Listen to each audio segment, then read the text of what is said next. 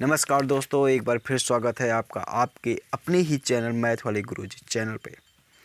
दोस्तों आज हम लोग देखेंगे कक्षा 6 अभ्यास 11B। तो आइए हम लोग बोर्ड पे देखते हैं।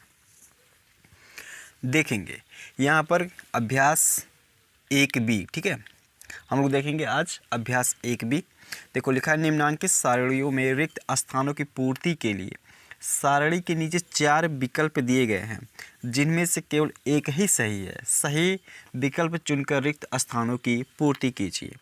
तो देखेंगे यहाँ पर 4, 5, 6, 7, 8, 23, 24, 25। तो यहाँ क्या होना चाहिए? 26 होना चाहिए ना। तो यहाँ पर 1, 2, 3, 4 ऑप्शन दिया गया है, जिसमें से एक सही है, अर्थात ये वाला सही है। तो इस पे हम लोग सही का निशान लगा देंगे और यहाँ पर इसको भर लेंगे, ठीक है। फिर देखते हैं दूसरा क्वेश्चन।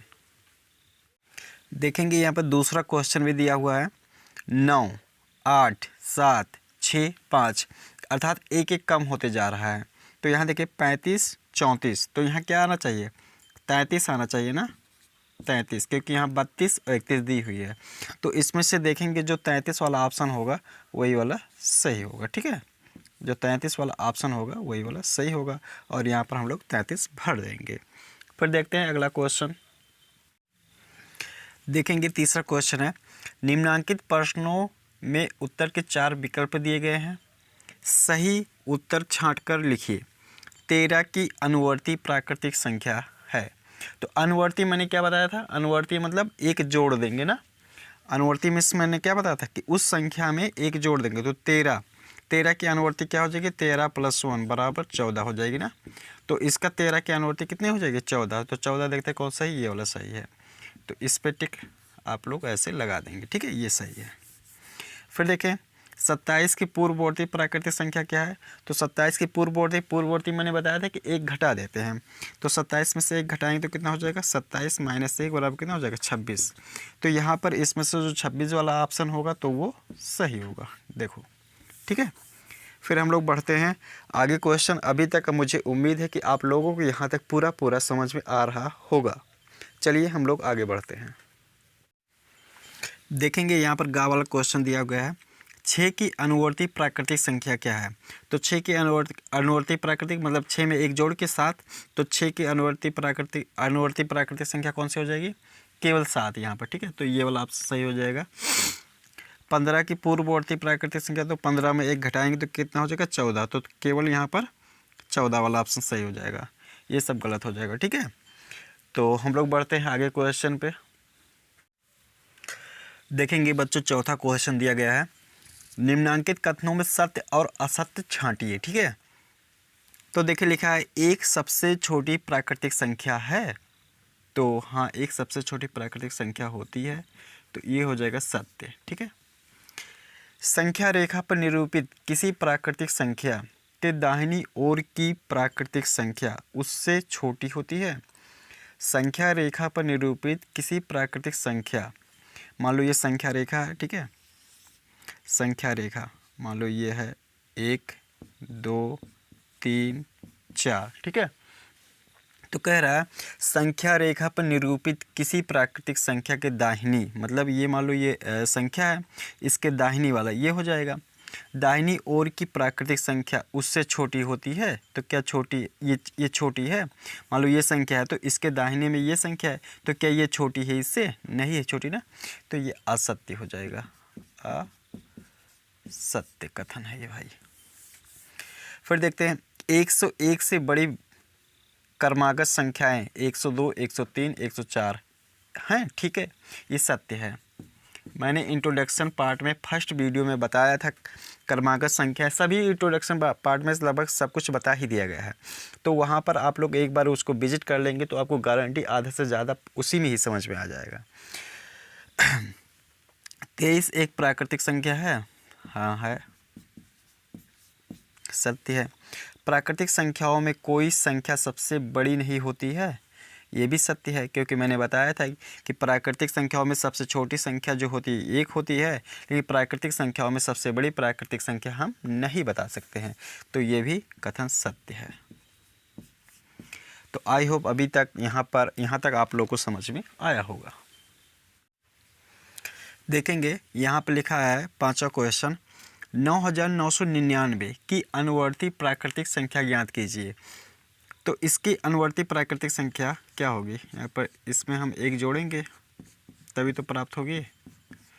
तो इसमें एक जोड़ेंगे तो 9 1 10 के 0 हो गया। यहाँ पर भी 0 हो जाएगा, यहाँ पर भी 0 हो जाएगा और यहाँ पर पूरा 10 हो जाएगा। ठीक है, तो ये संख्या जो होगी ये इसकी अनुवर्ती होगी। ठीक है, तो ये हो जाएगा आंसर। फिर यहाँ देखिए इसकी लिखा है पूर्ववर्ती संख्या, तो पूर्ववर्ती एक घटाने पे आती है, तो इस संख्या में हम एक घटाएंगे तो -1 करते हैं, तो यहाँ पर हम जो हमारा आ जाएगा 0 0 0 0, ये हो जाएगा आंसर। ठीक है, तो ये संख्या आंसर हो जाएगी। देखेंगे 7वां क्वेश्चन दिया हुआ है, संख्या रेखा खींचिए और उस पर 9 तक की प्राकृतिक संख्याएं प्रदर्शित कीजिए। ठीक है, तो देखते हैं बच्चों, यहाँ पर संख्या रेखा हमको एक ऐसे रेखा खींचनी होती है। ठीक है, ये संख्या रेखा। ठीक है, अब इस पे हमें अंकों तक मतलब उस पर 9 तक, तो यहाँ से हम लोग 1 2 3 4 5 6 7 8 और यहाँ 9 तक ऐसे प्रदर्शित करना था। ठीक है, तो इसका ये हल हो जाएगा। 8वां देखें, लिखा 4 अंकों की छोटी से छोटी प्राकृतिक संख्या लिखिए, इसकी पूर्ववर्ती प्राकृतिक संख्या भी ज्ञात कीजिए। तो 4 अंकों की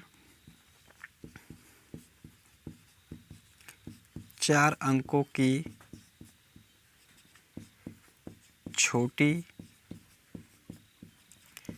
से छोटी प्राकृतिक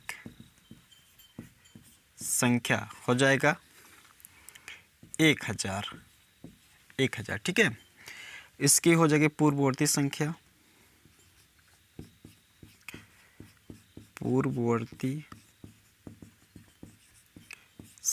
इक्वल टू 1000 -1।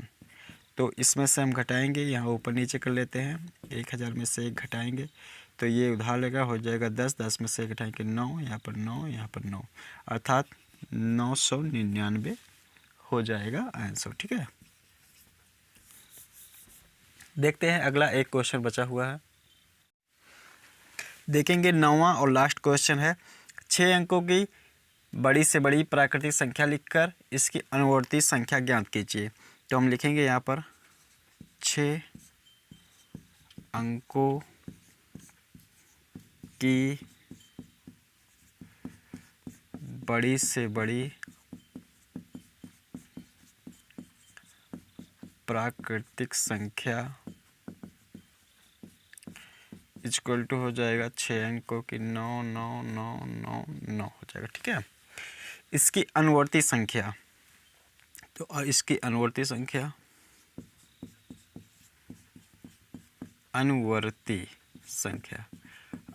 संख्या मतलब एक जोड़ना होगा, तो इसकी अनुवर्ती संख्या लिख लेते हैं, इसमें एक जोड़ के, तो इसको जोड़ेंगे तो 9 1 10 के 0, यहाँ पर भी एक हासिल हो जाएगा 0, एक इसका 0, एक यहाँ पर 0, एक यहाँ पर 0 और यहाँ पर हो जाएगा 10। ठीक है, तो ये हो जाएगा आंसर। तो आई होप अभी तक आप लोगों को यहाँ तक समझ में आया होगा। इस तरीके से अभ्यास 1B और चैप्टर 1 प्राकृतिक संख्या जो कक्षा 6 का पहला चैप्टर था प्राकृतिक संख्या, ये ख़त्म हुआ। अब फिर मैं अगले वीडियो में जो है अगला चैप्टर पूर्ण संख्याएं पढ़ाऊँगा।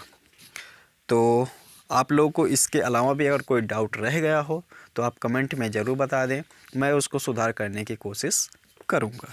तो आज के लिए इतना ही, मिलेंगे किसी नेक्स्ट वीडियो में। आप लोग ठंड के सीज़न में मेहनत से पढ़ाई करिए, क्योंकि पढ़ाई करने के लिए यहाँ पर बहुत सारा समय मिल जाता है, क्योंकि स्कूल पे भी कभी कभी छुट्टी हो जाती है, तो घर पे पढ़ने के लिए आपको बहुत अच्छा मौका है।